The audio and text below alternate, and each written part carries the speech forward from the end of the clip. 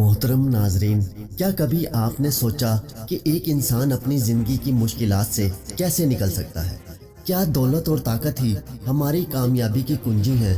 کیا ایمان اور نیکی کا راستہ ہمیں سکون اور حقیقی کامیابی تک لے جاتا ہے؟ یہ کہانی آپ کو کابل کی گلیوں سے غزنی کے شاندار دربار تک لے جائے گی، جہاں دو غریب دوست اپنی قسمت بدلنے کا خواب دیکھتے ہیں۔ سفر کے دوران ان کی ملاقات ایک ایسے نیک انسان سے ہوتی ہے جو دنیاوی مال و دولت کو رد کر کے اللہ پر بھروسہ کرتا ہے، لیکن جب آزمائش کا وقت آتا ہے تو سچائی اور جھوٹ کے درمیان ایک جنگ چھڑ جاتی ہے، اور انجام ایسا ہوتا ہے جو آپ کے دل کو جھنجھوڑ کر رکھ دے گا۔ کابل کی گلیوں میں شام کا وقت تھا، سورج غروب ہو رہا تھا اور بازاروں میں لوگوں کی چہل پہل کم ہو رہی تھی۔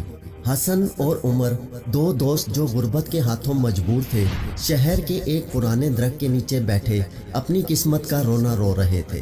حسن ایک ہنرمند کاریگر، کبھی اپنی مہارت کے لیے مشہور تھا، مگر اب بے روزگاری کی وجہ سے فاقوں پر مجبور تھا۔ عمر ایک کسان جو کبھی اپنی کھیتی کی ہریالی پر فخر کرتا تھا، آج اپنی خشک اور بنجر زمین کی فکر میں ڈوبا ہوا تھا۔ ان دونوں کی کہانی مختلف ہونے کے باوجود ایک جیسی مایوسی اور بے بسی کا اظہار کر رہی تھی۔ عمر نے مایوسی کے عالم میں کہا، حسن، کیا تم نے کبھی سوچا کہ ہم اپنی زندگی کو بدلنے کے لیے کیا کر سکتے ہیں؟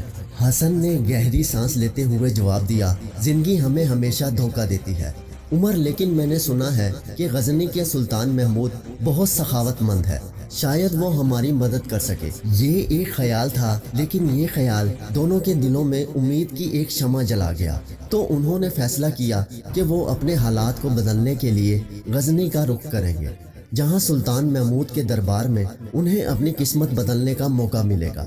راستے میں جب وہ دونوں اپنے مستقبل کے خوابوں میں کھوئے ہوئے تھے، ان کی ملاقات ایک بڑے شخص بابا یونس سے ہو گئی۔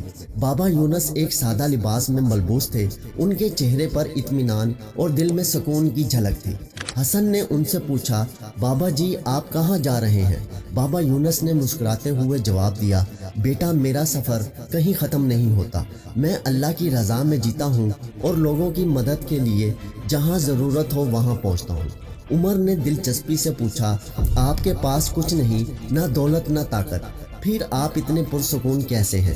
بابا یونس نے گہری نظر سے دونوں کو دیکھا اور کہا، بیٹا، سکون دولت میں نہیں بلکہ اللہ کی رضا میں ہے۔ جو شخص اپنی نیت صاف رکھتا ہے اور محنت کرتا ہے وہ ہمیشہ کامیاب ہوتا ہے۔ بابا یونس کی باتوں نے حسن اور عمر کو متاثر کیا۔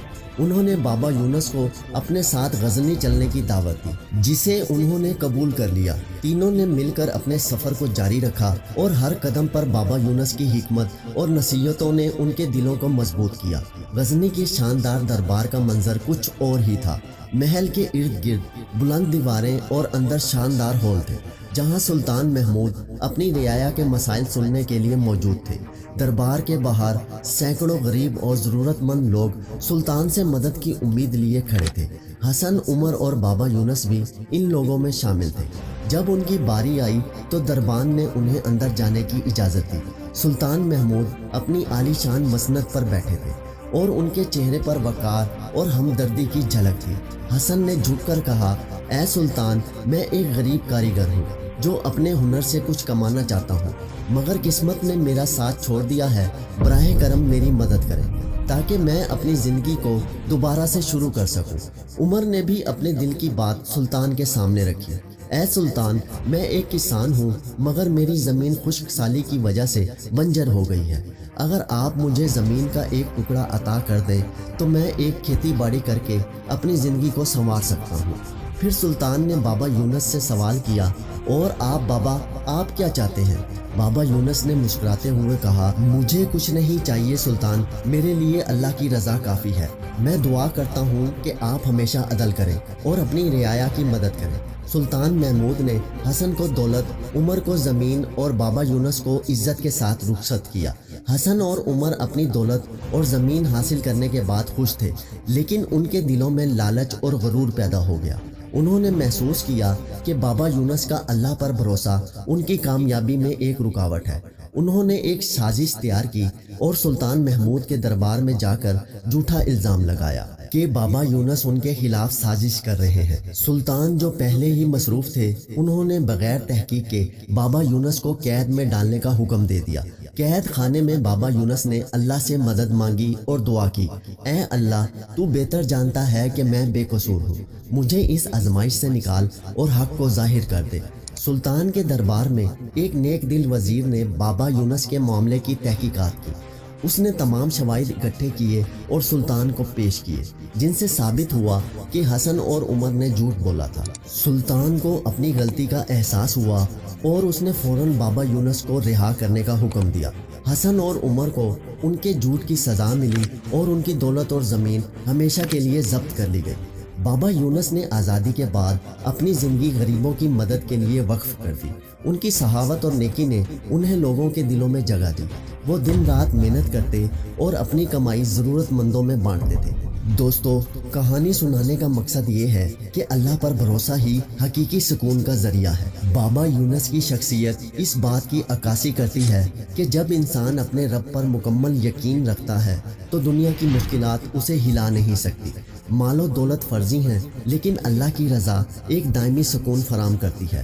بابا یونس کی دعا اور صبر نے ثابت کیا کہ جو اللہ پر بھروسہ کرتا ہے وہ کبھی ناکام نہیں ہوتا۔ اس کہانی میں دو کردار، حسن اور عمر کی کہانی، ہمیں سبق دیتی ہے کہ دولت اور طاقت کے حصول میں اگر انسان غلط راستہ اپنائے تو وہ نہ صرف اپنی کامیابی کھو دیتا ہے بلکہ دوسروں کے لیے بھی مشکلات پیدا کرتا ہے۔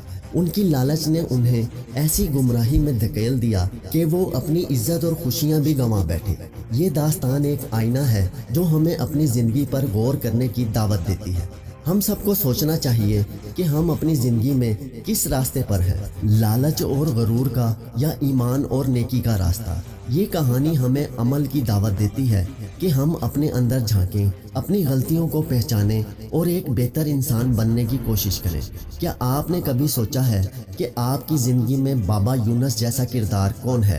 یا شاید آپ خود کسی کے لیے بابا یونس بن سکتے ہیں۔